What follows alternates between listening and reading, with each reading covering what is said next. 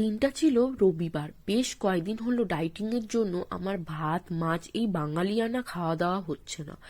তো আমার এই বছরে ইলিশ মাছ সেমনি খাওয়া হয়ে ওঠেনি, আর ডিমবালা ইলিশ মাছ খাওয়ার আমার অনেক দিন ধরে ইচ্ছে হচ্ছিল।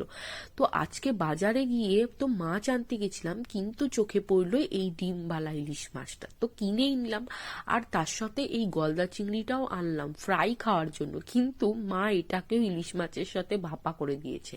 আর একটু যাতে লো ফ্যাট হয় তার জন্য ব্রাউন রাইস ছিল। সো ডিনারে ছিল এই ব্রাউন রাইস, বাঁধাকপি আর ইলিশ ভাপা, আর তার সাথে চিংড়িটাও।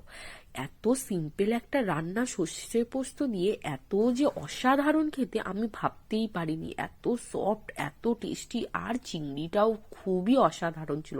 আমার তো এখনো দেখে জিভে জল আসছে। আমি তো খাওয়ারটা খুব এনজয় করেছি। তোমরাও যদি ভিডিও ভালো লেগে থাকে লাইক করবে, সাবস্ক্রাইব করবে। Thanks for watching. Okay, by.